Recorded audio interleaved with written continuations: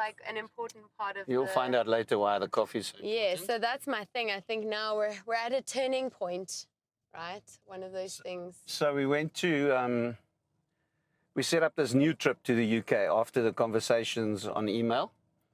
And our friends wanted us to still come visit, the ones who originally invited us. So you could still go to the UK, Yeah. which is awesome. And so what we discovered later on, is that over the years, she changed her name and she moved out of Newcastle. And so we would actually have not been able to find her. So even if you tried, you actually... In 2020, yeah. She said that God had been actually working in her heart over that time, and she started looking back and realizing, what did I do? I know I made a mistake. Wow. I know I didn't listen to you, Mom and Dad. Please forgive me. If I just listened, I would have prevented a whole lot of things. Sure, but how amazing that even in that, like, there are these, you know, it's sometimes like it feels like a detour. She's got one hand on the Yeah, She went through a time where she didn't want to contact us because she felt we would be so disappointed and we would reject her. Wow. And also she felt that God would reject her and not want her back as well. And for me, that is just, it's such a lie. And I think so many people who have gone through trauma and difficult things and made some mistakes believe that lie. Yeah. And it was one of the things that I think God gave us the grace to be able to show her that God doesn't reject her, and to the best of our ability, we don't reject her. Because that is not a natural thing. Because a natural thing would be, I told you so. Yeah. I told you this is going to be wrong. Look what happened. This is exactly what I was talking about. And so God was able to give us that grace to be able to go, hey, no matter what. Yeah, it really was an extraordinary thing, because then we were in the UK, so we set up this thing, get on the train. It had to involve coffee. So we go out on the train, and then we go into a coffee shop when we get to Newcastle. We said to her, where do we meet you? She says, find a place, then let me know.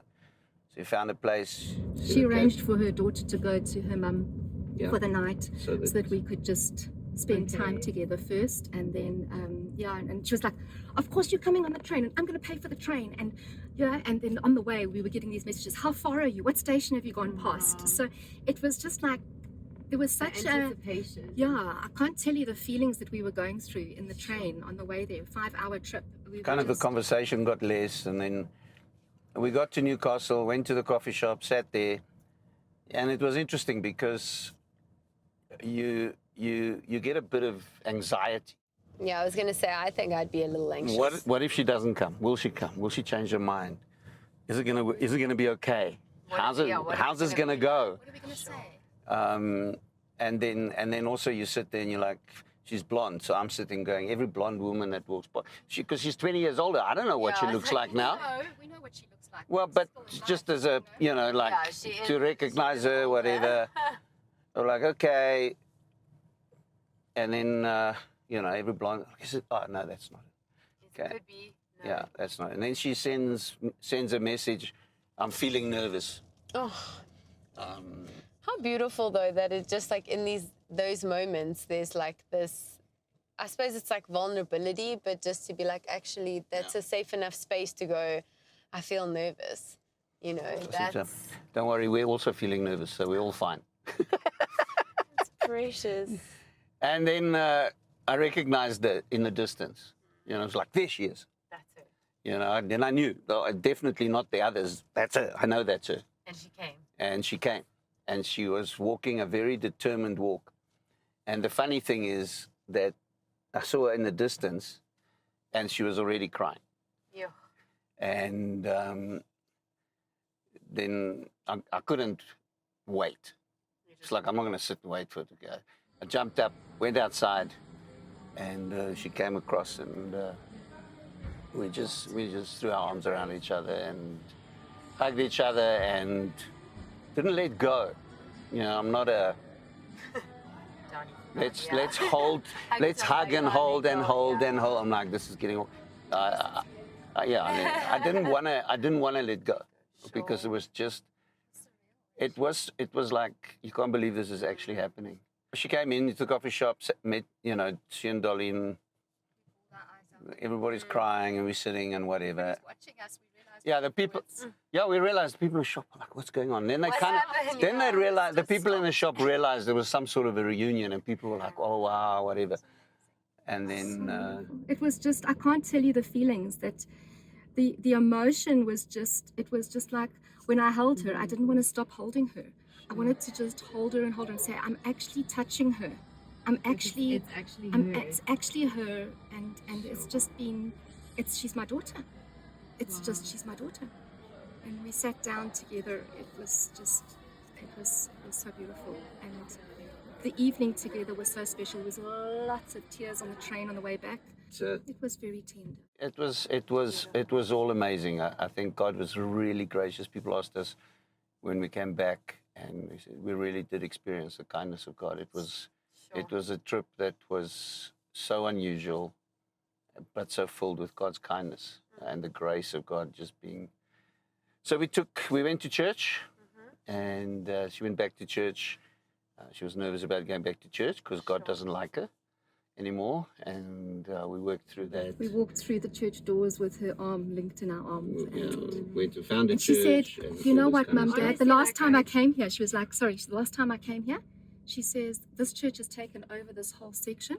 Last time I came here, it was a whiskey drinking festival that I was at." Wow. She says, "This is like so weird."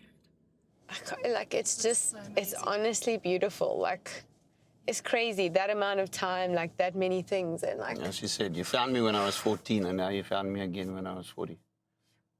And so it's a privilege, Yeah. It's a privilege. Worship.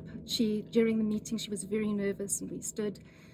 The worship started, and she stood for a while, and then the tears started immediately. Actually, she started crying before we even got there, and then the tears started. And then at one stage, we were worshiping, and we looked over, and there she had her hands raised.